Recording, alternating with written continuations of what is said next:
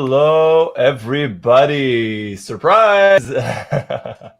Welcome, everybody, to the Wrestleview.com post-show, post-Wrestlemania Backlash. I guess that's really what we're calling it, right? I'm your SmackDown recapper.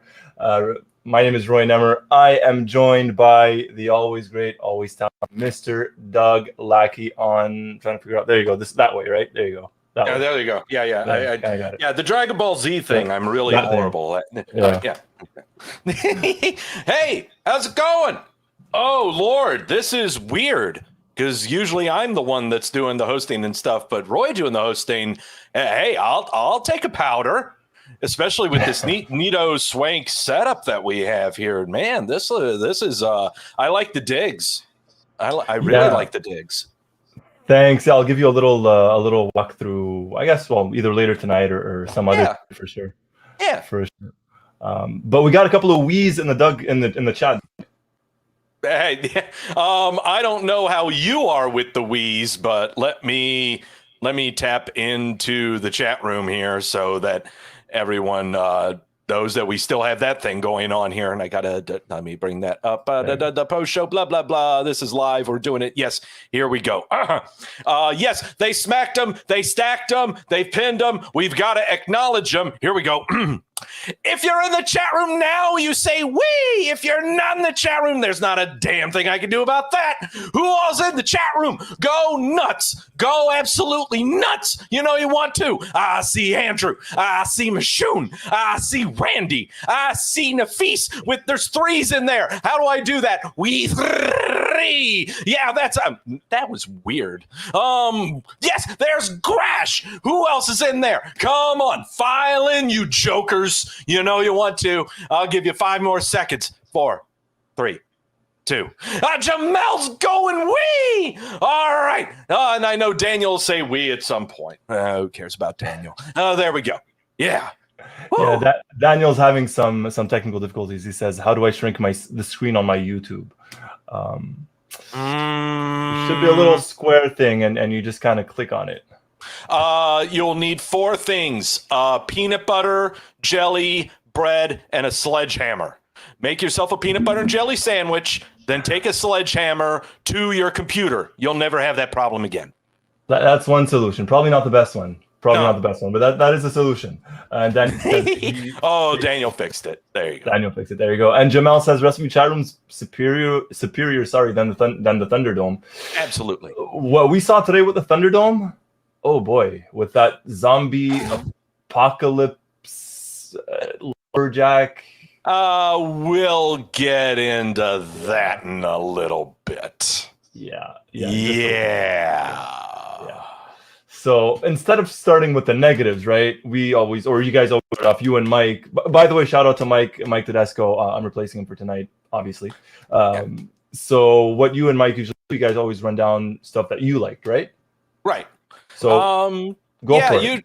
It's usually just like all professional wrestling podcasts, they always find something to bitch about. They say that something was supposed to happen but never did happen, and so they'll bitch and whine and moan about the pay-per-view. But on this show, we talk about at least one positive that we saw from this show, and then after that, we just go through the rest. I have got to start off with that main event of Roman Reigns and Cesaro. It's hard for me to talk about how good this match was without sounding like, and I hate using professional wrestling terminology, marking. I don't like to sound like a mark. Oh, that Cesaro match was great. Why doesn't he have these matches all the time as a main event? Oh, he's just the greatest wrestler, blah, blah, blah, blah, blah. No. I treated this match, it was like Roman Reigns versus Daniel Bryan, except Daniel Bryan could this time lift somebody. That's what this match was. And it was a fabulous one. Man, both of them selling just perfectly. Cesaro selling that right arm, almost thought like the way that he landed at the beginning of the match where something looked like something could have happened with his collarbone. We've seen that happen all the time. With those kind of falls going to the apron and you land directly on your shoulder like that. But him selling the right arm, and that's the one thing too, is that in most matches, they never work on right limbs. It's always the left limb. It's always a left arm. It's always a left leg, so that the other performer is still able to use their dominant limb. This one completely different, and sold it perfectly throughout the entire match. And there's so many times that we've seen matches to where, someone's working on the right leg and then suddenly the guy can jump off the top turnbuckle, miraculously, like, oh, now the pain is completely gone. No, throughout the entire match, Cesaro selling this right arm. In every forearm, every uppercut, every time he's delivering something, every time he's holding that sharpshooter, selling it perfectly. And also go to Roman Reigns, selling his frustration, selling his disappointment, just selling his facial expressions are bar none the best. Just taking a shot to the head and just messing with his jaw after taking a big lariat or something like that. Just a really, really fun match. It was really, really fun. I was really pleasantly surprised. And by far, do I want to say that this one was better than the WrestleMania main event? Oh, it's a close one. If you throw fans in tonight, possibly. Don't forget, WrestleMania had fans. WrestleMania had fans. It's just it is incredibly difficult to discount, the background. Incredibly, incredibly difficult. But if I was watching both matches on mute, and still I can't get away from the background of there being a live crowd, this match was great. But was it better than the triple threat with the background and the ambience? No, absolutely not. I'll agree with that. I'll agree. And to add to what you said as well in terms of the selling, that was from the very beginning, right? When Cesaro kind of kept going for those quick, those quick pins, those quick falls, and then Roman slips to the outside and he's Heyman and he's looking, kind of like shocked a little bit. And that started from the very beginning. And when Cesaro was thrown, to the outside and his shoulder hurt, and for a second, I legitimately thought he hit his, he actually hurt his shoulder because I thought he got caught in between the ropes. And then when Michael Cole kind of started alluding to it, I'm like, okay, they're really going to play with this. And it was good to see. It was very good storytelling. Cesaro tried going for that superplex, from the ring apron to the inside. He tried it 2-3 times. Finally, the third time it worked. And everything worked. And they knew how to sell. And it wasn't over exaggerated. You didn't have these crazy flips and tricks and nothing like that. And it was a clean match. No chairs, no nothing. It was one-on-one, and Cesaro looked like $1 million out there. I'm glad you brought that up. Is that this was a match that was very easy to follow. There wasn't anything that was incredibly far-fetched. You didn't have to, kind of squint your eyes and tilt your head. It's like, could that really happen? No, everything about this, it was a great match. Is it Cesaro's best match? I've seen some tag team matches with him and Sheamus that were just absolutely blow the doors off the hinges awesome, and so I can't put this as one of Cesaro's best. No, it's one of his best matches, but it's not the best, because Cesaro hot tag is just a fantastic thing to see. He's had some classics, including against Daniel Bryan just a couple of months ago as well. You don't even have to go that far back, to his tag team with the Bar with Sheamus. Yeah, but absolutely, it was good. It delivered. Yeah. And like that, it was easy to follow. Let me see. Now, what about if you want to piggyback off of mine and that was the best thing that you liked, that's fine. There's nothing wrong with that. That's not. Look, I'm torn between two things. That was definitely one. That was one. The other one was actually, surprisingly enough, because I was not expecting to really enjoy this one, was actually the WWE Championship match from Raw. Oh yeah, let's talk about that one too. Yeah. The triple threat, because I mentioned this to you. I messaged you earlier. I said I haven't really watched Raw in like the past 2 weeks, so I have an idea what's going on. I read the results, but I haven't really watched it. See what's going on. The past 2 weeks, you really haven't missed much. Okay, there you go. You really haven't. So all I knew was Strowman somehow got way, he weaseled his way into the triple threat match. Right. But my God, did this one deliver. I had zero expectations, and maybe that's why I enjoyed it so much. But you had three big guys that sold the hell out of everything, that took massive bumps. That cannonball by Braun Strowman off the freaking ring apron. Yeah, I was scared. I held my breath on that one. Oh yeah, the overhead throw by Drew, where he threw Strowman, and initially it actually landed on his neck. And the table bump, the power bomb, Drew going through the table, and then you had something that I jokingly tweeted about, which was the LED boards, the sparks, the electrical sparks, and that was better than anything the other company on Wednesday nights usually does. Michinoku driver. Holy shit, I completely missed that. Took a Michinoku driver. Drew McIntyre. McIntyre. Lord. And it was full rotation. It was perfectly done. Perfectly done. I got to tell you, Braun Strowman is a freaking freak of nature. Okay, he's been working out. He's been making sure that he's in top shape for almost the past 6 weeks to 2 months. And damn, did it show in this match. Oh, my God. And I really compare this match to, I think it was SummerSlam of 2017 or 2018. The chat will correct me. Fatal 4-way match for the WWE title. Brock Lesnar defending against Samoa Joe, Braun Strowman, and Roman Reigns in a fatal 4-way. This had that same kind of big men doing crazy shit throughout the entire match and done flawlessly. It made sense. Yes. Like everything they did kind of made sense. It wasn't just for the sake of doing it. Bobby Lashley going through the LED boards. The second it happened, in my head, I'm like, okay, they're going to keep him out till the end of the match. He comes back, whatever it is. Makes sense, but it makes sense that they actually did it. There's a reason behind it. No bump was taken just for the sake of bumping.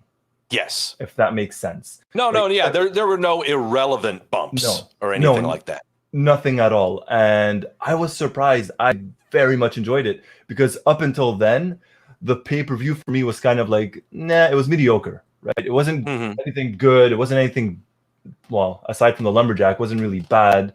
It was just kind of there. But when that match happened, I'm like, holy shit, Cesaro and Reigns have something to follow. Yeah. And they did. They did a very good job. And I guess that's another thing too, is we can talk a little bit here about is the booking of the card. Usually when we look back on pay-per-views and we're doing reviews like this, we always beg the question, could this have been formatted differently? Could one match have gone on first and then sequence everything out so that it could have panned out better? I think they programmed this perfectly. I can't think of anything that they needed to change, even with the first 3 matches and the pseudo commercial to a B movie zombie flick. It was done perfectly. So you never get that. No, and there was only, and sorry, before we continue, so it was SummerSlam 2017. 2017, okay. I figured it was 17 or 18, yeah. So to follow up on what you said, they did a very good job because there was no other match except for Roman and Cesaro that could have followed that triple threat match. Because if you have that triple threat match kick off the show, forget it. No. It's blowing everything out of the water. Even if it's in the middle and you had a buffer match in between the two, like the WWE is notorious for doing, they didn't do it. And it's great on them that they didn't. I guess just the fact that there was only 6 matches, and I think 5 of them were championship matches, right? Or 4 of them were 5. They did. I know last week 5 of the matches were booked, and then the Damian Priest, the Miz, commercial match was made. Yeah, but no, that we just had 5 matches. This felt very NXT like, because with NXT and their pay-per-views, they usually have 5 matches, and the show goes about 2.5 to 3 hours at most, and each match is given a moderate amount of time. Each match was given almost the same equal amount of time. It was about It was about 20 to 30 minutes each match. Yeah, nothing was superior to the other, which that really shocked me. Normally, you would expect a triple threat Raw women's title match to be maybe 10 minutes, something like that. Nah, they gave them the full 20. Bianca Belair, Bailey, you would expect that to maybe get a 10-minute treatment. Nah, that got a 20-minute treatment. So got a solid 20, yeah. Yeah, and let's go ahead and face facts too. Every match was, I'm not going to say great, but pretty decent. Absolutely. Aside from the 10-15 minute commercial that was for Army of the Dead, that was whatever. Yeah. But everything else, and to bring up a point that Tyler just asked in the chat, he said, "How do you like Pat?" I love Pat McAfee. From the first time they had him on SmackDown doing commentary, he feels like a natural. He's a fan. You can tell he's a fan, but and you can tell tonight there were certain things that were said in his ear, like there was a vertical suplex, and he said, I can't remember which match, and he said, "Oh, just like Davey Boy Smith, British Bulldog." Yeah. And then when Cesaro was the superplex, he said, "Oh, boyhood dream," like Shawn Michaels at WrestleMania 12. So obviously someone's in his ear, but the flow of it, you could just tell he's in it, and that adds so much to it as opposed to Raw. Oh, opposed to Adnan Virk, who you can tell, he is getting fed and everything. I mean, you can read the beats and everything that's being fed to him, where you can tell who's getting a script and who's getting bullet points. And McAfee, you just give him some bullet points and he's going to run with it. And that's what you're supposed to do. And sure, he can be a little annoying at times, but damn it, that's what he's supposed to do. He balances out, right? You can't, because Michael Cole is the professional one, so to speak, and then you have Pat McAfee. So no, for the most part, I think that adds to the match as well, because like when I was watching the Raw matches tonight, I'm like, holy shit. And I felt, and I tried, obviously I was recapping, so I couldn't really always pay attention to what they were saying, but I felt as if on Raw with Virk, they would keep him away from actually saying the moves. Like, oh, he just got slammed, or oh, he just got sent to the ropes, but an actual move like a suplex or a backdrop, they kept him away from that. Oh, what a shot. Oh, what a shot, yeah. Yeah. Oh, what a shot. Oh, man, that looks like it hurts. Oh, man. Yeah. I really need to start a drinking game with the Raw announce crew. They tend to say the same things a lot. Okay, I mean, there's no creativity or imagination with the lines that's coming off from the Raw announce team. No. I'm really going to have to. I'm going to watch this pay-per-view again and start keeping count of how many times I'm hearing the same lines over and over. How many times does everyone talk to the performers backstage? Like, seriously, that's how they preface every single sentence they say. It's like, I spoke with so-and-so backstage. I spoke with so-and-so. Guys, these people got to train. Okay, I mean, don't you have a job? Stop bugging these people. There's a championship match that's going to be happening here later on in the day. Stop bugging these people. Yeah. So on the topic of commentary, so Jamal asks, will Adnan Virk make it through the end of the year on commentary? Ooh, okay. First off, whether we say yes or no, who are we replacing him with?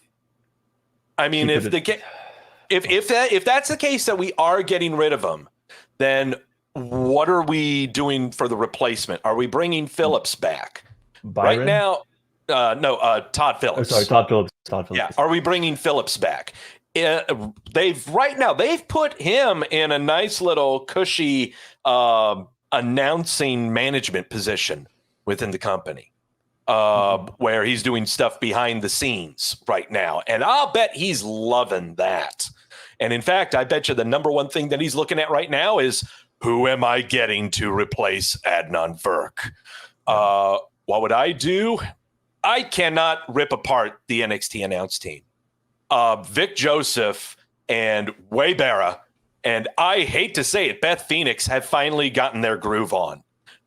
If you watch their shows on a weekly basis, they are cohesive. They are very, very good now. It took a good 2-3 months, but they are a good unit now, and I cannot break that up. I honestly, I would be inclined to go with Jamel. Saxton, Phillips, and Graves were a good team. Like, they weren't bad. They're better than what we No, have not now. at all. No. They're better than what we have now. Mashoon says, "What about Michael Cole?" I'm not sure about that. No, And they're keeping Mike on Fox. on Fox, they need him. Yeah. Yeah. And Daniel says, "Just do 2-man." I would be up for that. I mean, I don't think 2-man commentary is that bad. The only problem is it is a 3-hour show. Yeah. That's the issue. But there are maybe there are some choices that they have that we don't know about. that's true. Maybe there is a new play-by-play that they could bring on, or if they did a 2-man team, is Byron Saxton the right play-by-play? Because we know Corey Graves ain't doing play-by-play. He's doing color. He's doing color, yeah. Yeah, so it's really, really tough to say, will Adnan Virk survive to the end of the year? Because I think we at least have him for a calendar year. I don't know what they'll do, unless, well, actually some, the new interviewer that they picked up backstage. Kevin Egan. Yeah, the new one that they picked up. He does commentary for football, for soccer. Yeah, he does commentary for that. I followed him for years on Twitter, and he does a very good job. And if I'm not mistaken, he started doing main events, WWE main event. If I'm not mistaken. So maybe they're prepping him for something, or later down the road, that is a possibility. That sounds incredibly plausible. Yeah. That definitely sounds plausible. And it would be good just to have, just a brand new face that, just works its way in, rather than having, like, I know a lot of people were making comparisons to Mike Adamle. Don't diss Mike Adamle, okay? He's an announcer. He knew what he was doing, but dang it, he just could not fit the system. And they tried everything to milk that contract through and put him in everything that they could. Are they doing that with Adnan Virk? Oh, probably not. No, you're not going to see him be a character on the television show, for crying out loud. No, and you could tell that they know it. They've known it from the get-go, from the first week or at the latest first 2 weeks with Virk, that his lines got cut drastically. Oh yeah. Very much so. But enough about Virk. Nothing against the guy, but enough about that. But this is a WrestleMania Backlash show, and for the life of me, I still don't know why it's called WrestleMania, but it is Backlash. WrestleMania Hell in a Cell is June the 20th. And well, we're going to talk about that. We're going to talk about that in a little bit. Actually, then, well, I guess before we transition, what about Booker T? Booker T as a play-by-play? Seriously, we want Booker T as a play-by-play? Yeah. The guy can't even order right from a menu. Come on, you want to have him be play-by-play? Come on now. That's a little bit harsh. That's a little bit harsh. Okay, no, and I don't want Jerry Lawler back, for crying out loud, Andrew. It could be a lot worse. You're right, Andrew. You're right. It could be a lot worse. So there was a comment earlier in the chat. I want to say it was Jamel, if I'm not mistaken, that said he actually enjoyed the women's matches, and as did I. Yes. As did I, and we actually started the show with the Raw Women's Championship triple threat. Rhea Ripley defended against Charlotte and Asuka. I had predicted Rhea wins, and she gets the pin against Asuka, just because there was no way, if you get the title off of Rhea now, then forget about it. It kills any and all momentum she has. Yeah. I thought it was a good match. I thought it was a good start to the show. It didn't go too long. Went about 15 to 20 minutes. It wasn't too bad. What did you think? There we got this here. There you go. Yeah, there we go. Let's talk about the women's matches here. Okay, they were not bad by any stretch of the imagination. Triple threat match, I was really worried about at first, because the past episode of Raw, Rhea Ripley has been sketchy. She's been sketchy. She's been sloppy. Even Charlotte Flair has been a little sketchy and a little sloppy. And Asuka being Asuka. So this match came in with a really big question mark on it. And they straightened it out. They straightened it out into an exclamation point. I think they knew that they had to deliver. Yeah, they had to. They had to. It was, yes, completely logical for Asuka to take the fall, to build up potentially for Whipley Flair. Maybe. I'm not sure. This is looking more, I think this is looking for a build between Whipley and Flair, but then we get Alexa Bliss injected into the mix is probably what's going to happen. But the match itself was not as chaotic as the triple threat for the WWE title, but everything still felt like there was a flow to it. There wasn't anything like we were talking about irrelevant bumps. Yeah. Like, thank God we dodged a Tower of Doom bullet.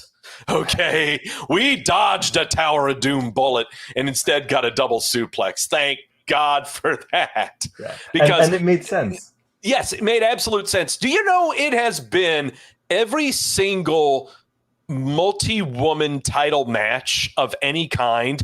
They've always had a Tower of Doom spot for the past 3 years. I'm being serious here. Every multi-women match for a title has had a Tower of Doom spot. Thank God we put the kibosh on that. Yeah. You know. And something else, actually, and I mentioned this, I think right after WrestleMania, something we've been getting much less of these days. Near falls. Yes. Thank God. Yes. And I don't know if it's because it's actually in the Thunderdome, there are no fans, but normally in a triple threat, you know you're going to get like 10 near falls and this. And we didn't even get that. It was actually refreshing to see. And usually, and I'm glad that when we did have the near falls, that they all seemed to end with someone interfering. Yeah. I would much rather. That's why I like when it comes to the tag team championship matches where there's a lot of partner breakups when it comes to the pinfalls. That makes it so much more believable than just kicking out at 2 after every single thing. And I'm really glad they did keep the pinfalls few and far in between in this match. And that helped with the flow a lot in this match. I guess, let me see. I'm trying to think of other things with this match that kind of caught my eye. This was supposed to be Rhea Whipley's confirmation is what this was supposed to be. Did it serve its purpose? Like, did it legitimately serve its purpose? You know, she got the pin on Asuka, but, you know, the triple threat matches are always used to protect. But we can't say that almost with the WWE title triple threat match, where we can look at that and go, yeah, that confirmed Bobby Lashley. Okay, that confirmed him pulling the whole, going through the LED board, coming back and winning.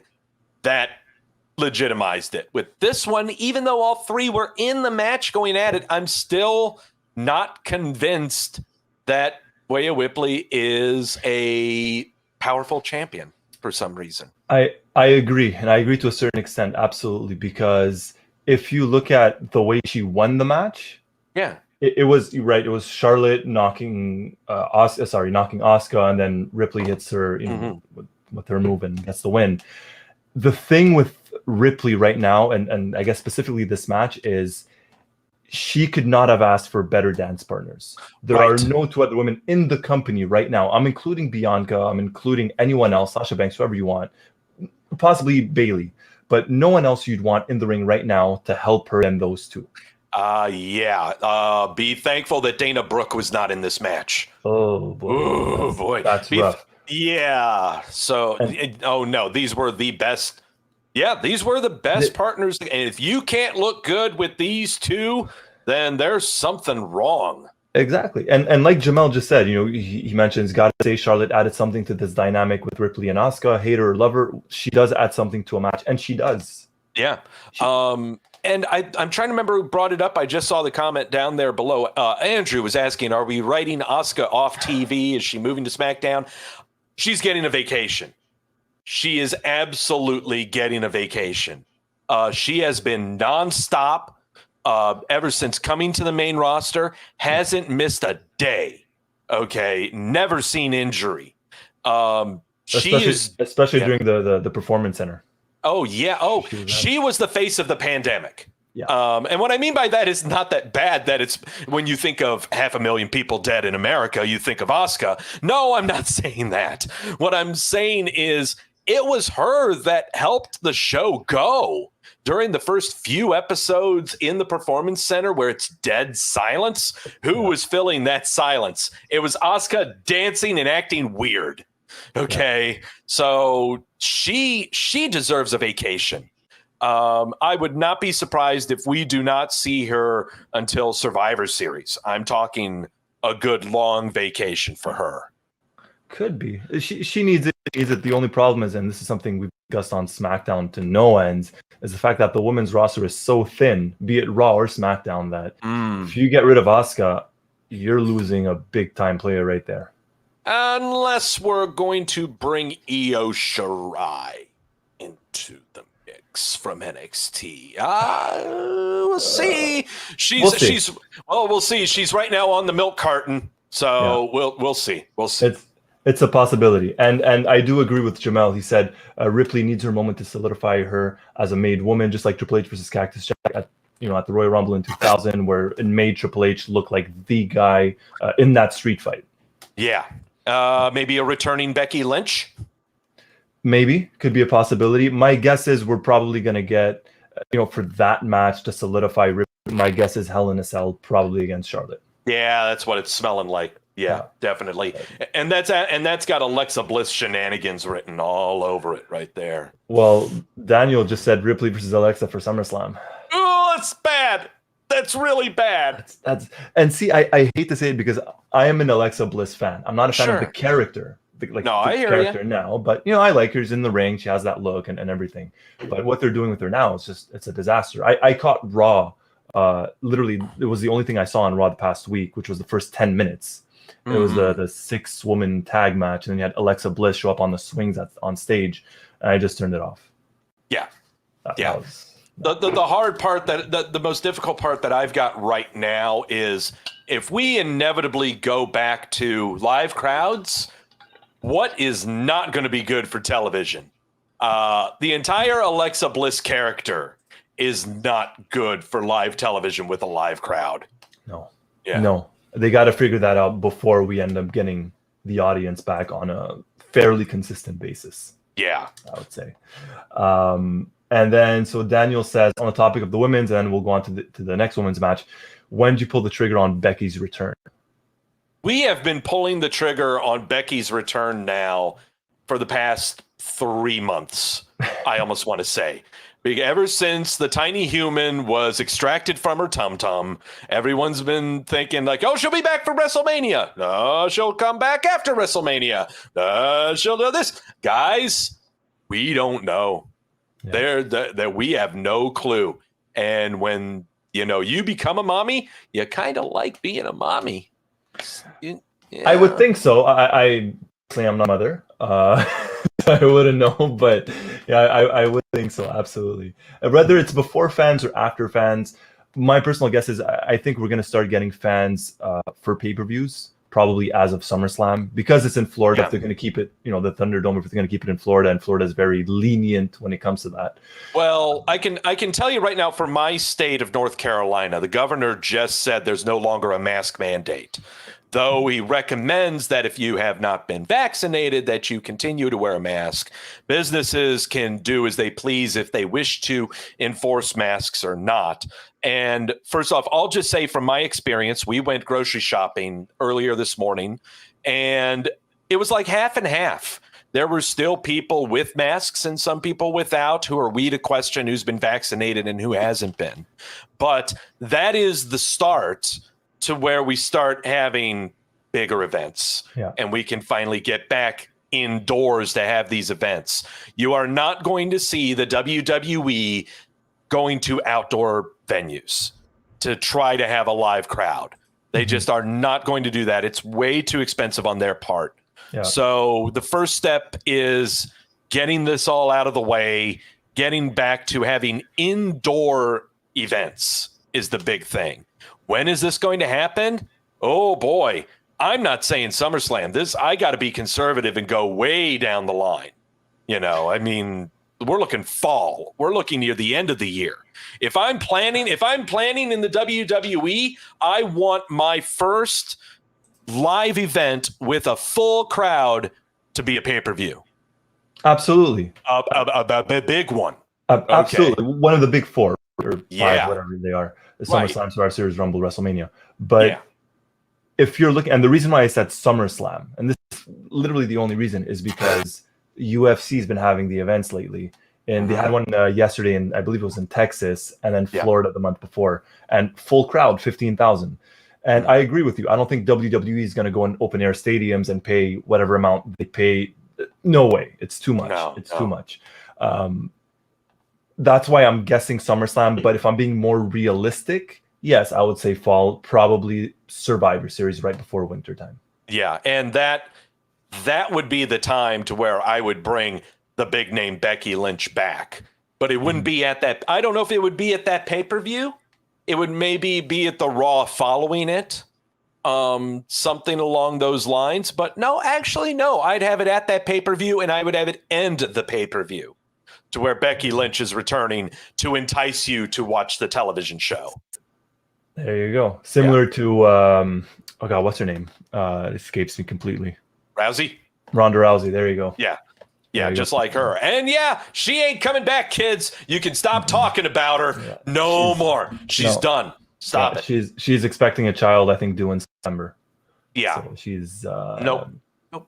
Yeah. She wants to be a mommy, kids. Stop it. I mean, hey, I wouldn't blame her. I don't blame her. So one thing, actually, I put it up earlier on the topic of women's. Bianca Belair, Bayley. Oh, we must talk about this match. Okay. It's all yours. This was better than Bianca Belair, Sasha Banks by leaps and bounds. Way better than her and Banks. And it has a lot to do with the build-up. I mean, the build-up for this match was only what? We had 4-week build was what we had. And none of it involved insipid little matches between the two or one person, be it Belair or Bayley, going against someone and the other DQing.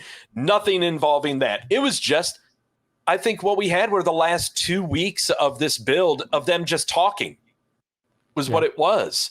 And that's what led to the build up. And when you don't see people in the ring for 2 weeks and then you get them in the ring and they have a competent, easy to follow match that is not too convoluted, that does not have spots that you dreamed up 2 hours before the show. I'm Sasha. No suicide dives. No suicide. Holy crap. Can we talk about that? Oh my God. Can we seriously talk about that right now? No suicide dives. None. Actually, let's think about this show for a second. How many suicide dives did we get? You had one, but it was perfectly executed. Yeah, just one. It was one. I actually believe it was in this match, if I'm not mistaken. Wasn't it Bayley? Yeah, Bayley. Yeah, Bayley did the suicide. Yeah, and Bianca moved out of the way, and she landed very safe, very properly. Yeah. Simple. Simple match. There was no real limb. I guess the only limb work was Belair's back, I guess. But that they didn't concentrate on that all the way. No. I guess. And to add to what you said, they showed they did exactly what they should do in terms of building a feud, building a match in such a short amount of time. Keep them away. This past week on SmackDown 2 days ago, Bianca was in the ring. Bayley was on the big screen. The week before, they had a little altercation for like 2 minutes, and that was it. Generally speaking, they're keeping them separate. You're not doing this whole thing where they're in mixed tag team matches every week or backstage segments every week. No, they're keeping them separate, and it worked. Yeah, and I guess that's where, you just entice us, make us drool a little bit for something. Yeah, and it's something that I sometimes go back to in my head, and I'm obviously not comparing it by any means because different eras, different match, different everything. Right. But it's part of what made Austin versus Rock at WrestleMania 17 so special was that they couldn't touch each other, right? At one point, wasn't it Deborah was on the line or something, and they would go through Deborah Or wait, what? Am I confusing the feuds? No, that is the one, right? I believe so. Yeah, that's the one. So.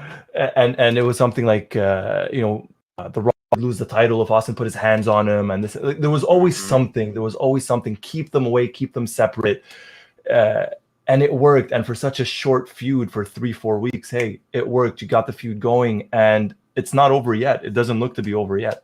No, not at all. And the ending was great. Another way to use Belair's hair rather than just as a weapon. And I really like how they're using that aspect, especially in WrestleMania, where she broke out the hair whip when she would use it all the time during the Mae Young Classic. Yeah. They put the kibosh on it with her, and that kind of it's understandable now how long of a wait we had to repackage her in SmackDown. Giving her the vignettes of running track and doing all of that stuff. It's understandable now why we had so much time with her off the TV, so that vacated our mind. And then she broke it out in WrestleMania. We're like, oh, now it's in our mind. How is she going to be using this? Is she going to use it again? And this time she uses her hair to brace Bayley's leg for the pin. Great. It was unique, and even at the end of the match, and I tweeted it and I rewinded it really quickly to see, because for me that ending looked kind of botched almost. I'm like, wait, what happened there? Like, did the referee even see the 3 count? I wasn't sure, but then I saw, okay, they actually used the hair properly. Yes. Yeah. So. And also I want to talk about, like, with Bayley here also. I'm loving this turn of the Bayley character where she's just smacking and beating the crap out of girls. Now, wrestling be damned. I'm a role model. I'm going to beat the crap out of you. That's great. I love that juxtaposition of a heel character. Look up to me, kids. Forearm right to the mush. It's great stuff. Great stuff. And even when she had the message on the back of her head, I think it said Bianca sucks or something. Bell loser. Bella loser. Yeah, Bell loser. Bell loser. It's something, it adds to it. And I think Andrew mentioned it in the chat. Like, are we going to get ultimately maybe a hair versus hair match? Oh, man, that is so tempting. It is so tempting, but I don't think... Oh, boy, that's a tough one.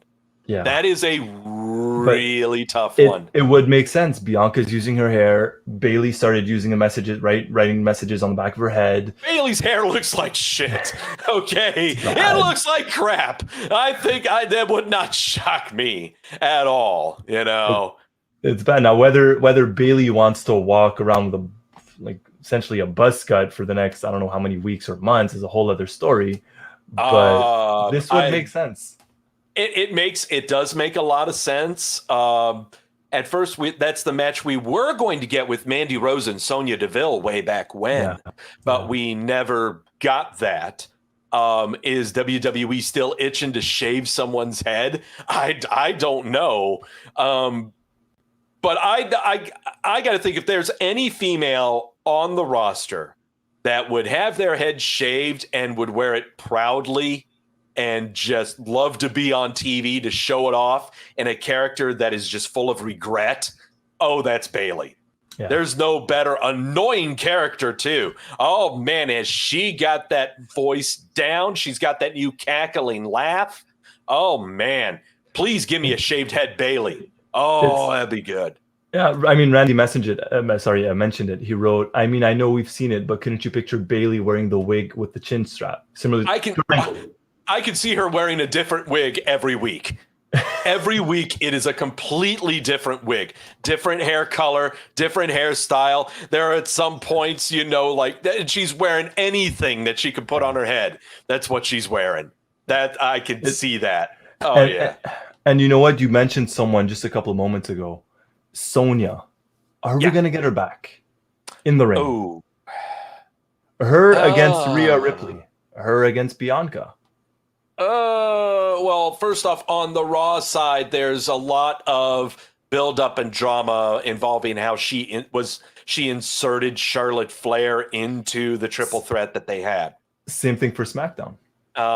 And showing that she's kind of, undermining or undercutting Pierce. Yeah. there's one of two things that I do see happening is Sonya Deville getting a demotion or just feeling slighted in some way. Mm-hmm. But does that make her want to go back into the ring? I'm not so sure. Only because I think she really fits the bill better in the role that she's in right now. And that's being an authoritative female figure that is not last name McMahon, who also does not emasculate at will.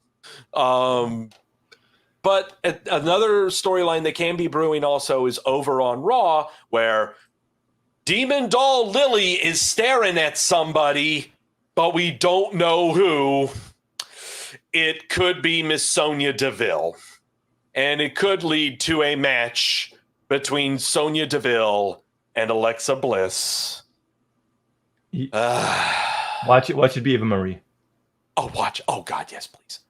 Oh, yes, please. Oh, please. Yeah. I can't. Please, Roy, tell me you're excited for Eva Marie coming back, because I am ecstatic.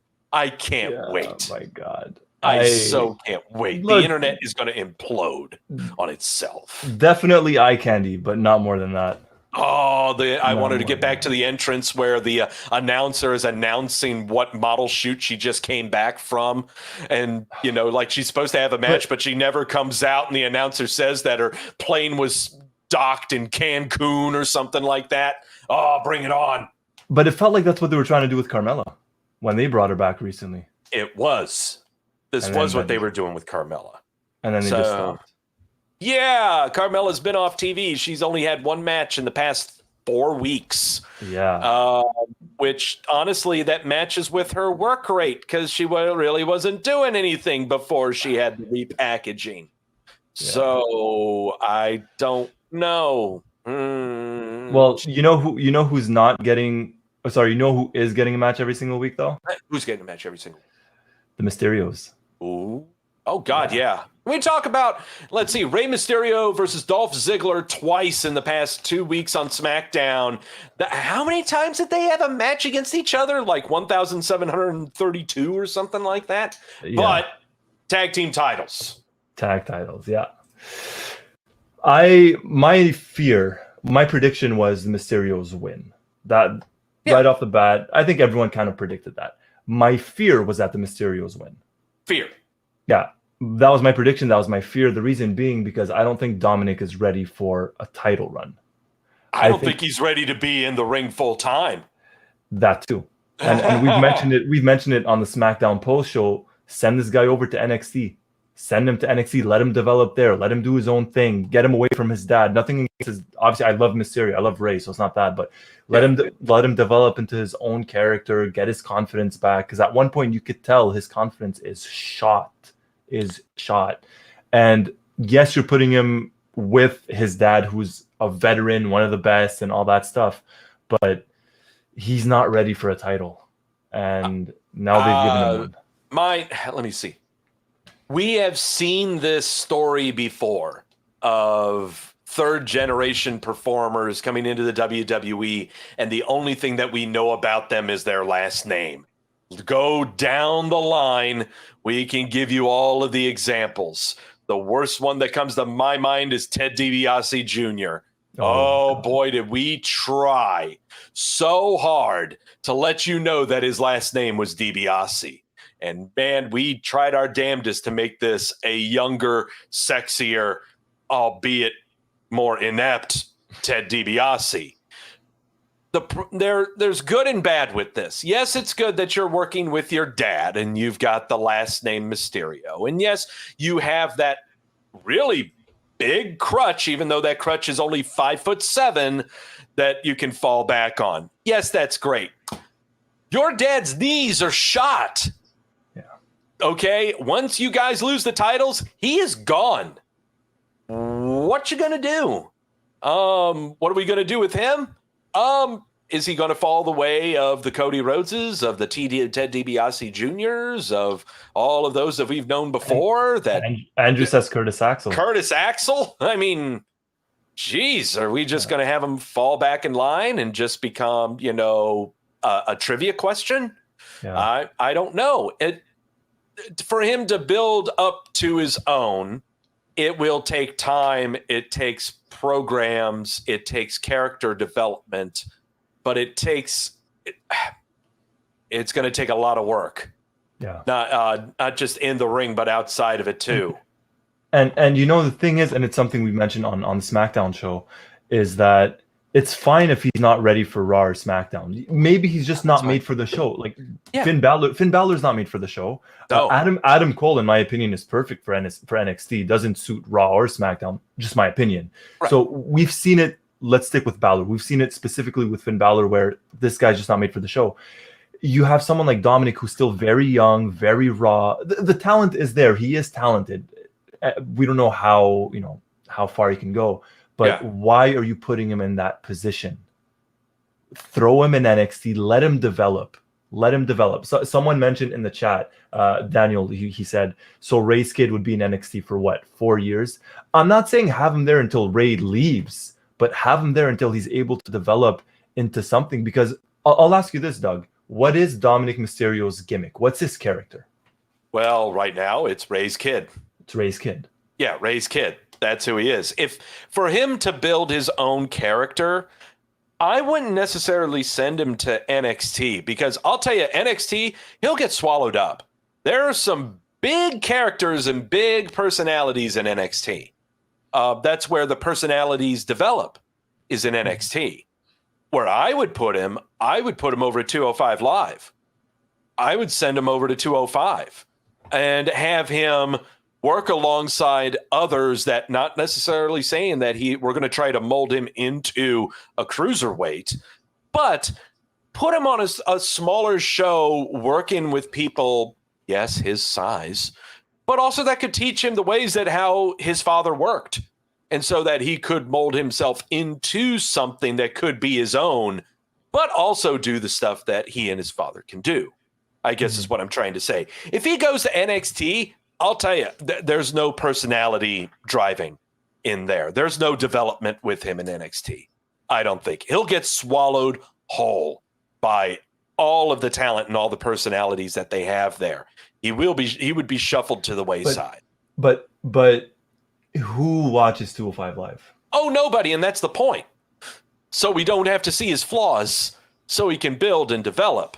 There have been plenty of talents that have come from 205 Live and gone to NXT, and then gone to Raw and SmackDown and have only been seen for a hiccup, but at least they've been developed. But there was a crowd. Yeah, and there was a crowd as well. That's the problem. And I think that's playing against him a lot, in the sense of, because there's no crowd, he can't feed off it. He can't read the crowd. He can't, whether that's good or bad. In my opinion, I think it's a bad thing, obviously, that there is no crowd.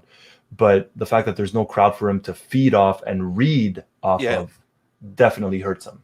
Yeah. In fact, that's kind of been the crux this entire 15 months that we've been enduring with the WWE product, is how they've lost their focus group. And not just on the television shows, but in the house shows as well. Great example is over on Raw. Jinder Mahal is back with a new crew. He debuted that last week on Main Event against Jeff Hardy. And so the focus group that would have been for a house show, they decided, well, okay, we'll just jettison it on over to Raw. So it's right now, this pandemic has hit the product and the industry that we love so much really, really hard on so many levels. And the best way that it can get better is for the pandemic to go away and for all of us to do our part in making sure that it goes away. Yeah. Speaking of going away, you are the master of segues tonight. You know that. Thank you. Like seriously. I mean, these segues. I mean, I have had butter that has more bumps in it than your segues. Okay, seriously. Thank you, Doug. Thank you. Speaking of going away, the zombie lumberjack match. Yeah. Thankfully that went away. Yeah. Zombie lumberjack match. Oh my God. So when they had the idea, the wrestling dead. The Wrestling, Dead. Yeah. So when they had John Morrison talking to The Miz, and Morrison said, I'm going to go talk to the Lumberjacks. They're all in some locker room, and I'm going to go talk to them. I thought, all right, we might get some funny skit, some John Morrison stuff. Yeah. He opens the door, and it was dark, and I'm like, what is this, the boogeyman? What are we going to get right now? Yeah. And then we just got zombies. And for that first segment, it made no sense. And still now, it doesn't really make much sense. But then it wasn't up until they actually got to the ring where they said, oh, these are the zombies from the whatever Batista's movie is called. Army of the Dead. Army of the Dead. And then they changed up the entire Thunderdome and all that shit.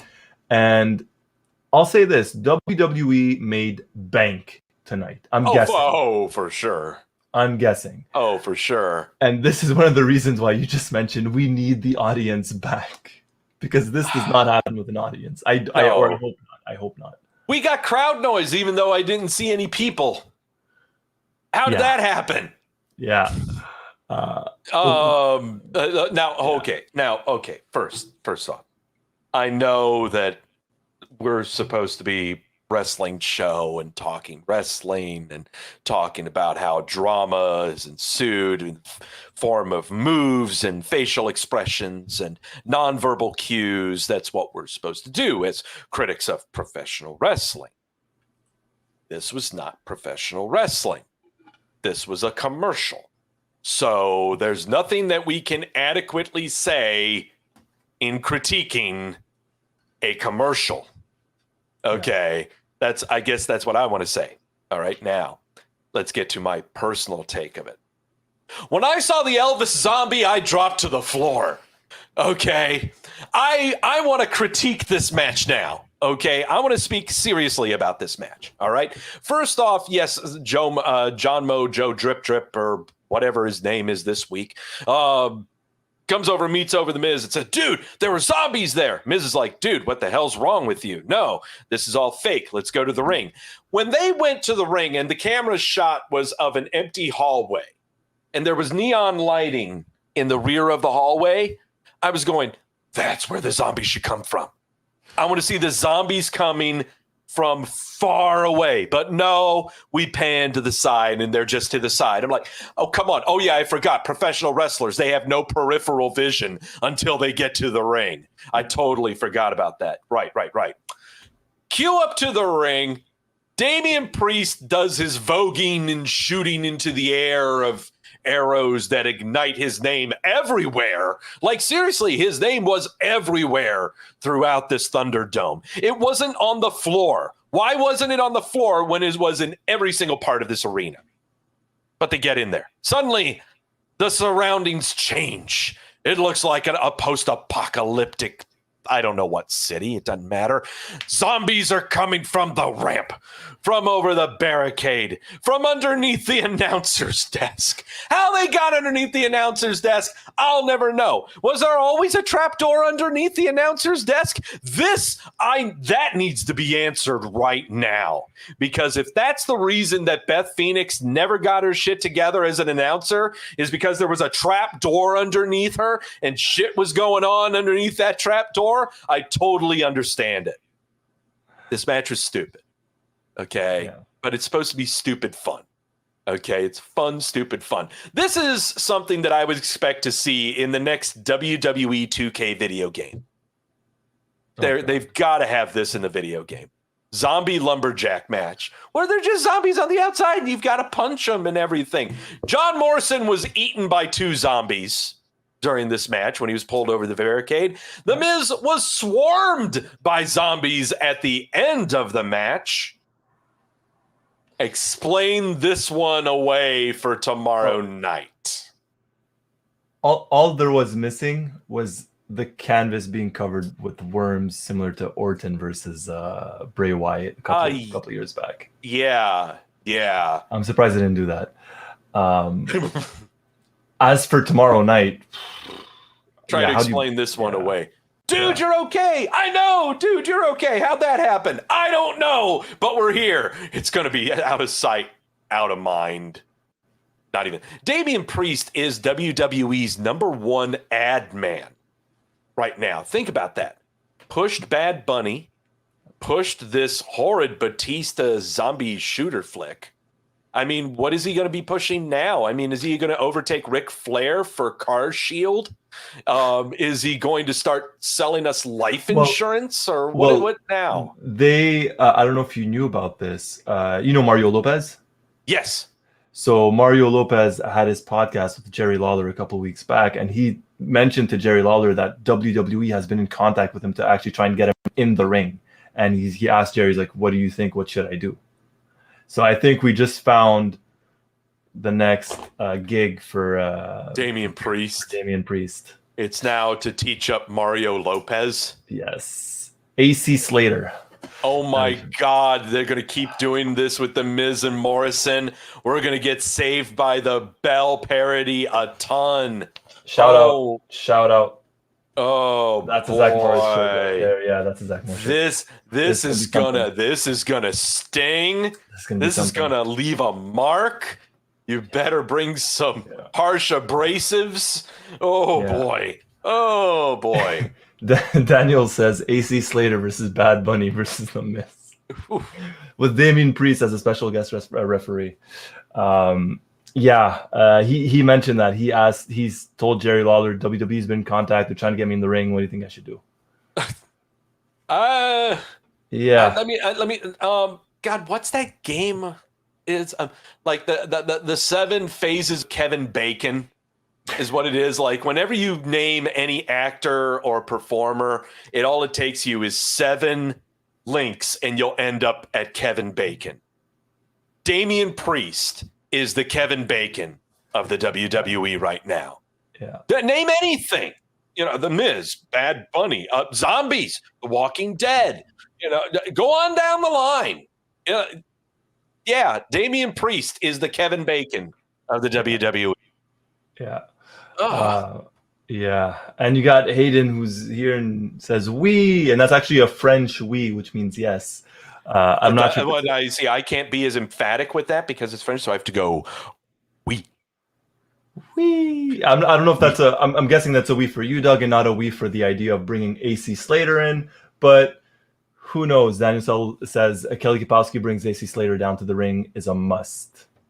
The entire cast, sans Dustin Diamond, sans Dustin Diamond, needs to come down. If John Morrison plays Dustin Diamond, sign me up. Sign me up right now. Oh man, sign me up. Yeah. Speaking of sign me up, if you guys haven't already, sign up to this YouTube channel, subscribe, like this video, or else we're gonna get John Morrison to knock on your door and he'll do some cameo show with you. Sure. Yeah. Back in the day, John Morrison, and we called him the Keanu Reeves of wrestling. No, he's not that anymore. He's actually pretty palatable now. He's not. Morrison? Yeah. I like him. I've really never had like anything against him. I like the guy. He's fine. He's actually good in the ring. He's not bad. He has a good look. But they've got to stop giving him The Miz and Damian Priest these freaking celebrities is all I'm gonna say. Please let this carry on for a long time. You just better make the actors and everyone that they're gonna bring in they got to be different all the time. They can't be the same thing. Okay. Yeah. Bad Bunny is one thing. Doing this commercial for this zombie movie is another thing. You're going to bring AC Slater in to do a little parody for Saved by the Bell. Go ahead and do that. But after that, just go nuts, just really, really go nuts. I would rather see this than seeing legends coming back. Oh God. Okay. I would rather see this than having a quote unquote throwback episode of SmackDown where all we got was really Teddy Long. Okay. Yeah. Seriously, I would much rather have this than any other former WWE performer coming back. No, I agree. I fully agree, especially in terms of the legends. And oh my God, it's because you know what you're gonna get with the legends, right? And same old shit, and you're gonna get it for 1 week, and that's that. Let's see how long they could milk this for.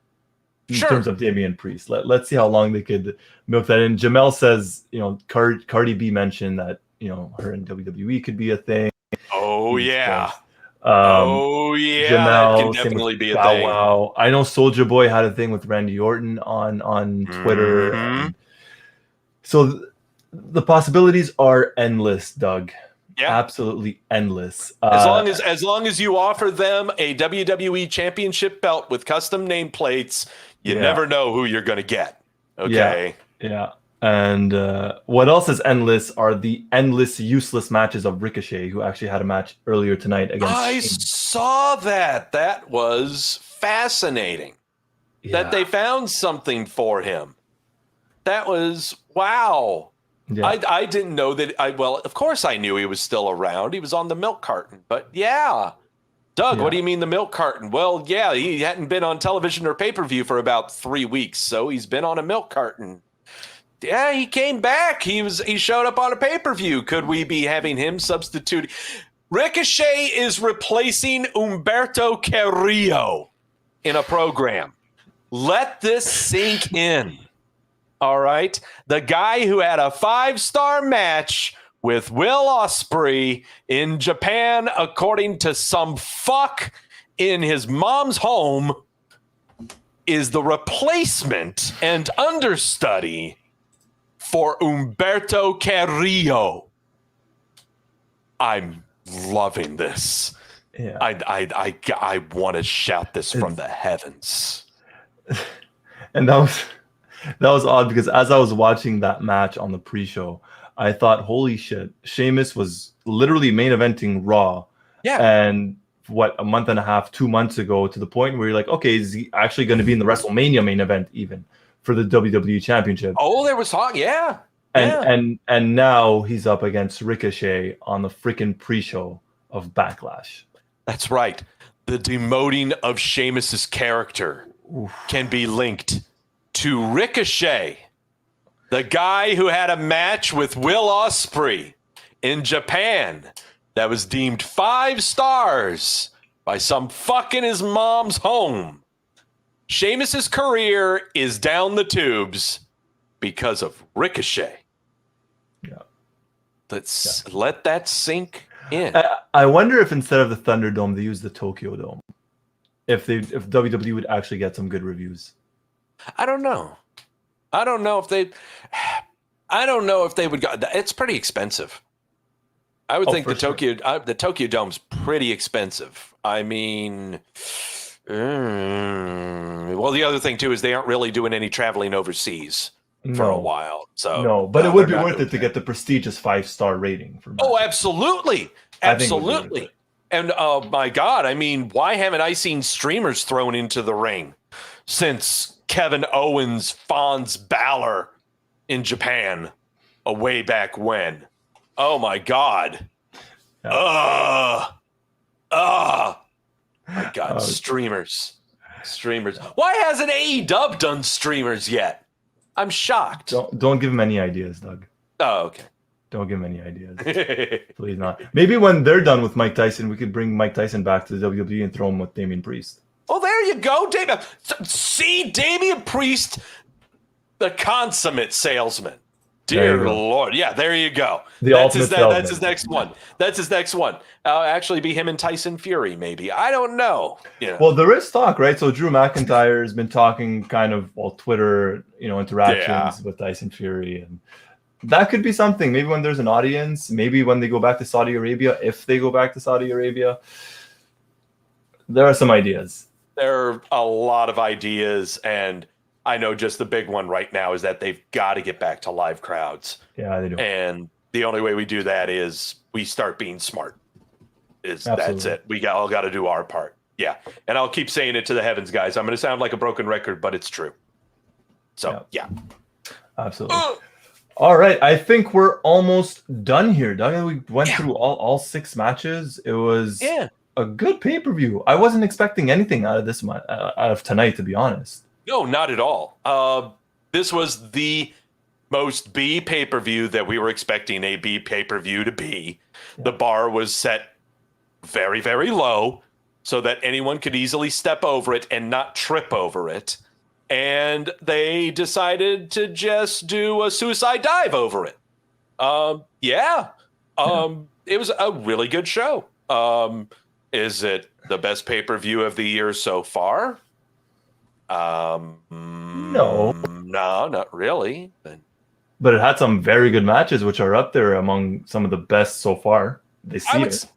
I will say, with how the pandemic has been and the Thunderdome and the piped-in crowd noise, this was one of their better at the pandemic shows.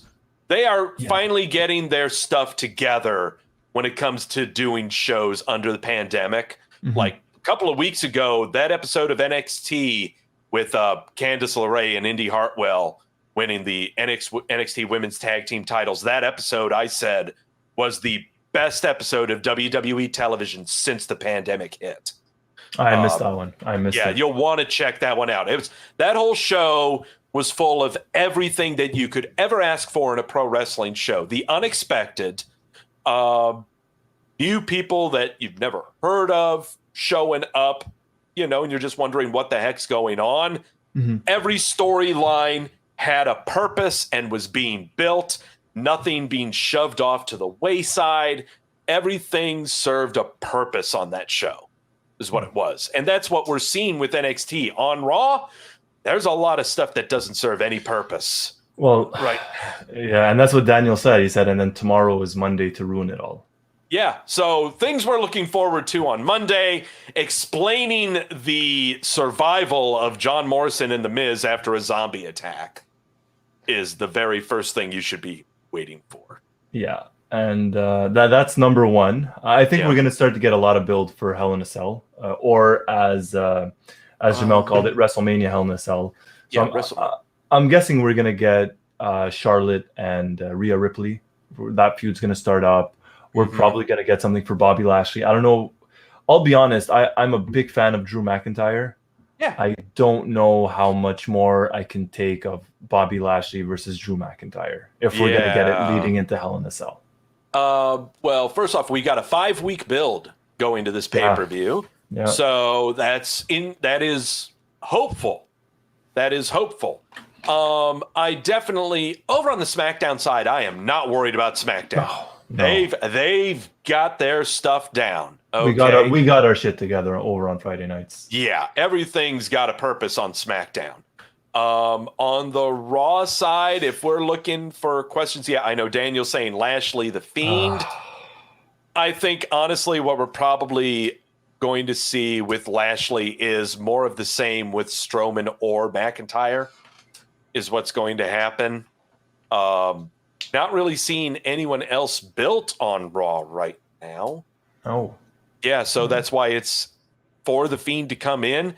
However, I think the Fiend would show up at Hell in a Cell, and I would imagine it would be Lashley versus McIntyre again, but it'd be Hell in a Cell, saying this is the last time that these two face each other. This is it. No more. Yeah. I think that's how they go. I'll be honest. Yeah, I agree. I think we get McIntyre versus Lashley. I think that's what we get. The only problem is, what the hell do they do with Strowman? He's really the odd man out. They haven't pulled the trigger on him. I know. And what's funny about this is actually they mentioned it earlier. Well, right before the match, they said Braun Strowman is the only one in that triple threat that has yet to win the WWE Championship. Yeah, he won, and that's true. But he won the Universal Championship a year ago, and that's gone completely unnoticed. And the only reason they gave him the title was because COVID and Roman said, I'm not doing it, and all that stuff. So that's why he got the title.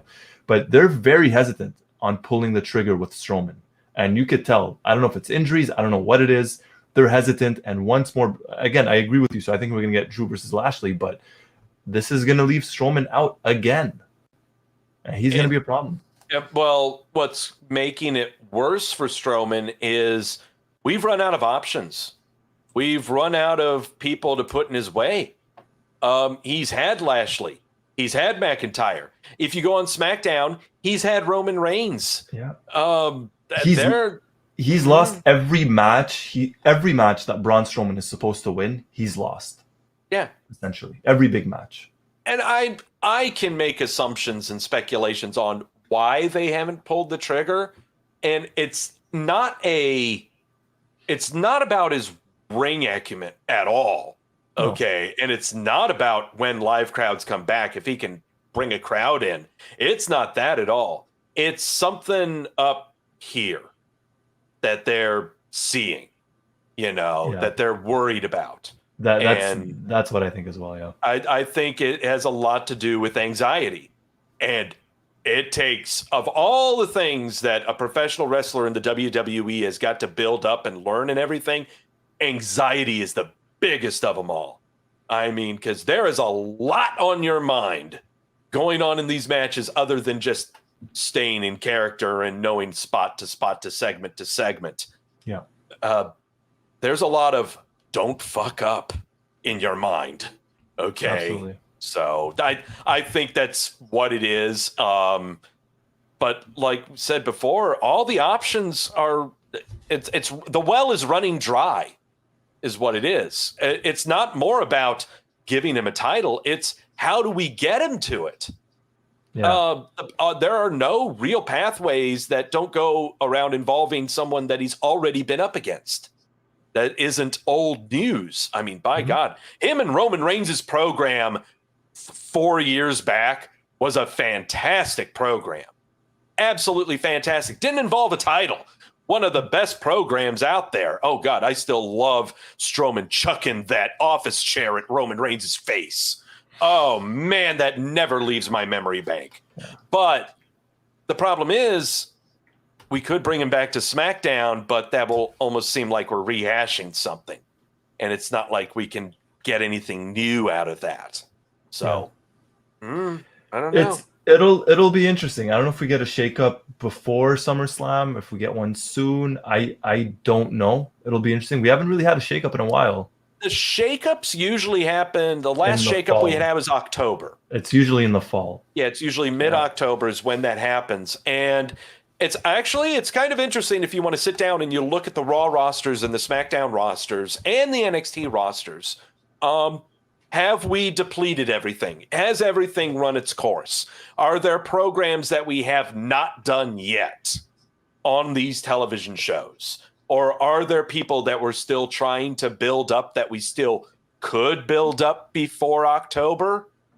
Right now, the only things that I see when it comes to those questions is, first off, on SmackDown, Aleister Black. We finally got Aleister Black back on television. This is the first time he's appeared since he was drafted to SmackDown. So there's one. It remains to be seen what they do with Aleister Black, right? What kind of character? Because if he's going to be on Fox is not really into that goofy shit either. There's only so much that they can do with Aleister Black on Fox. Yeah. On Fox. So it's going to be interesting. I think, like you said, I'm not worried about SmackDown because you have Aleister Black, you have Big E, who potentially, if you continue pushing, you could have something going on. Seth Rollins is in the mix as well, although Seth versus Roman, the Shield and they have history and all that stuff. It's pretty much on Raw is the problem, like you said. And if you take a look at everything as a whole, I think the only actual feud, aside from that one-off match, is Drew McIntyre versus Roman Reigns. Yep. Aside from the Survivor Series one, this is pretty much it. Yeah, right now, Raw they're dry. There is nothing that they can do. There's nothing they can do on that show right now. And it's, I guess it kind of answers the question how, I think it was last week's episode of Raw was the first episode of Raw in the past 3 months where they had over 30 performers on television. And I mean, doing something, whether it be backstage, whether it be doing a monologue, whether having a match, being at ringside on television. First time in over 33 months that over 30 performers were on Raw. You know how many performers show up on NXT on a regular basis? At least 33. Yeah. Over on SmackDown, you're in the 20s. You're in the high 20s around there, and that's understandable. You're a 2-hour show. It's a 2-hour show, yeah. We can understand that. But Raw, there is no reason why that should be happening. No. I think a lot of it could be, or not a lot of it, but some of it could be helped by the fact that if they were to merge both tag team titles or both tag team divisions and the women's titles, just merge the women's division, merge the tag, something, it would help. It would help because both divisions are depleted. Yeah, I guess that's why. Well, I guess that's why we let Baszler and Jax lose the tag titles. Yeah, that can help. That can definitely help. Now you could have something else. I don't know if you split them up. You have Shayna on Raw, Nia on SmackDown, vice versa, whatever it is. It gives you some options. I'll be honest, I'm not particularly excited about Natalya and Tamina, but I guess it's something new. It is something new. It's meant to be a feel good story, and yeah. I mean, I'd hate to say it, but what we're worried about with the women's division on Raw, SmackDown ain't looking too hot either. No, and that's what I said. The tag team division on both is not the best, and the women's division on both not the best. It's rough. It's rough. And Andrew's had this question up for a while. So Hell in a Cell is next month, not Money in the Bank. Do we get Halloween Havoc for October? I love Halloween Havoc, but I think that's going to become an NXT thing. That's an NXT thing. That's an NXT thing. Yeah, that's an NXT thing. That's an NXT. Just going through the chat as well. Yeah. Randy says, I'm just realizing how many guys Lashley has gone through too.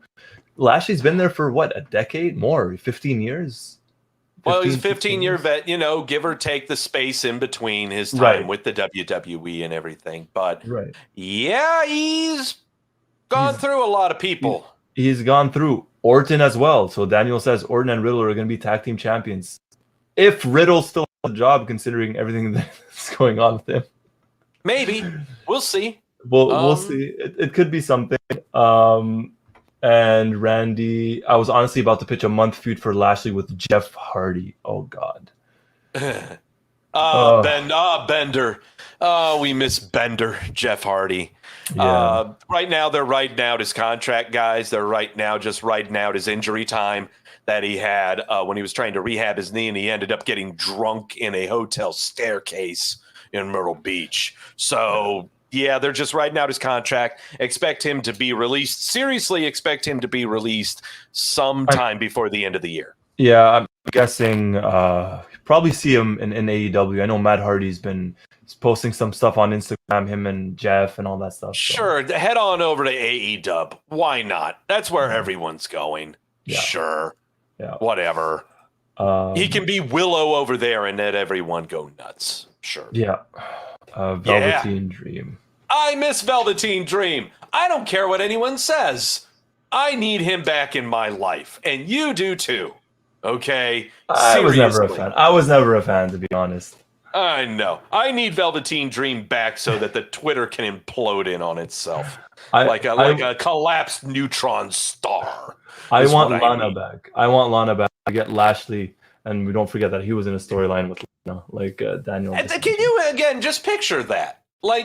Just seriously imagine, since Lashley's return to the WWE, the programs and repackages that he has had that's led him to this point. Okay, his very first feud was against Sami Zayn, where we were establishing Lashley as a military man. And Sami Zayn thought to make fun of his sisters. And then, let's just start it with that, and then you guys can figure it out from there. Yeah. The best thing to ever happen to his career is MVP. Oh, God, yeah. Actually, one of the best things to happen to Raw was MVP. Yeah, and the Hurt Business, absolutely, yeah. Why'd they break up the Hurt Business? It's because there's another group of African-American performers on NXT, guys. That's why. Okay. Oh, God. And there you go. Randy agrees. Look what MVP did for Lashley. Yeah. Jamel and Strowman has run through everybody. He might be one to go over to NXT or NXT UK. He's got nobody else on Raw or SmackDown. We need to hold off on who we're sending back or sending anywhere to NXT or NXT UK. Yeah.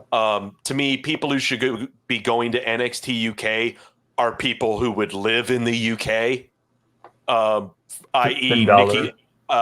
Finn Balor, Nikki Cross, Killian Dane, Drake Maverick, those that would live in Europe is who I would send back to Europe. Yeah. As far as Braun Strowman goes, it's really seriously just wait and see. Yeah. If there's one program I know I want to have and pray that we might get it if he comes back and is cleared to come back, is Strowman Keith Lee. That's something that can be done. But Keith Lee has not been cleared to return yet. Yeah. So we're not sure. Yeah, Keith Lee's a whole other can of worms. Yeah. A whole other can of worms. And I think that was there anything else? I can't think of anything else other than plugging the stuff that's going to be happening. Stuff that's going to be happening. So here's what's going to be happening tomorrow. Is there a post-Raw show tomorrow? There is, yeah. There should be a post-Raw. Okay, then there is a post-Raw show tomorrow with the effervescent one, Mike Tedesco, and Queen Victoria, with the occasional Princess Lily letting her presence be felt as one of the two vanishes from your sight. Friday, this Joker over here to that guy right there, the most luscious head of hair you will ever find in professional wrestling criticism. Yes. He will be here. Yes, he will be here on Friday after SmackDown, talking about the SmackDown, gloating that he's not watching Raw. You can't blame me. Yeah, and then finally, kids, you'll want to tune in. Sunday afternoon, 5 o'clock, I get on there for Wrestleview Weekly, recapping all of the news, my top 5 things that are happening on the televisions. This pay-per-view, the 5 matches that were booked, we went a perfect 5-0. Wow, look at that. No, that's right, kids. No tequila. But just because there's no tequila, it's a tequila-free show, doesn't mean it's a sober show. So tune in. We're going to talk a lot of stuff. I am so happy. 5 weeks of no tequila? Thank God.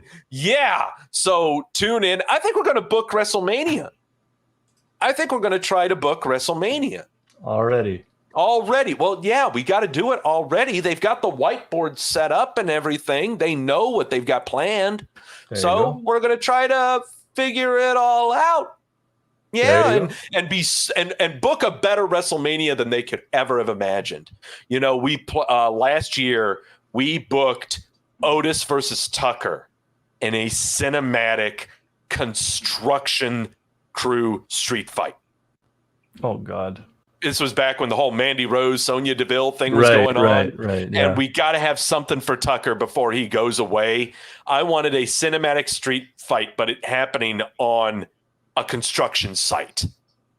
I mean, it would have been just so delicious. But we never got it. No. You know, instead, we got actual crowds. So, yeah. I'd say it was a good trade-off. I'd say it was an even trade-off. I'll take live crowds over my wet dream, but that's okay. That's an odd wet dream, Doug. It's an odd wet dream. It happens usually at least once a month is when that happens, and Deanna ends up smacking me with a pillow when it does happen. So God. Tune in. Well, lots of stuff. There you go. So we're here 3 times a week. Monday, Fridays, Sundays. We're here tomorrow night, right? Just like Doug mentioned, Mike and Victoria here tomorrow night for the post-Raw. I thought it was a good preview. Doug, think you liked it as well? Oh, that's right. Thumbs up or thumbs down. Oh, before I do that, let me do that. I can't believe I forgot that. Hold on, before you bring up our poll, I got to bring it up on my side here. No worries. Seriously, totally forgot about that. Thumbs up or thumbs down. Nowhere in between. What did everyone think of the show? I liked it. Yeah, as did I. I voted a thumbs up. I'll do a thumbs up. 76.5%, giving WrestleMania Backlash a thumbs up. If it were just regular Backlash, I'm sure that number would still be the same. So Andrew gives it a thumbs up. Shuan's giving it a thumb up. You are as well. Yeah. I'm guessing that some of the thumbs down is probably due to the the Lumberjack match. I'm guessing. Yeah, that'd be my guess as well. Yeah. Andrew, thank you, buddy. Andrew says thumbs up for the post show. Daniel, thumbs up as well. Hayden, thumbs down for no tequila, and Randy says thumbs up as well. So I think it was a success. I think the show was a success. I'm talking about the pay-per-view. Ours was definitely a success. We're always a success. It doesn't matter. There's no poll for that. We don't need to know your goddamn opinion about that. We know we're a success. Nah, get out of here. Nah, like, share, and subscribe, you jokers. Seriously. Yes. Okay. Like, share, subscribe. A lot of stuff going on. A lot of new stuff going on. So that's that. I'm never actually good at bringing it home and ending the show. So Doug, I'll let you. Oh yeah. I can do that. I usually do that a lot.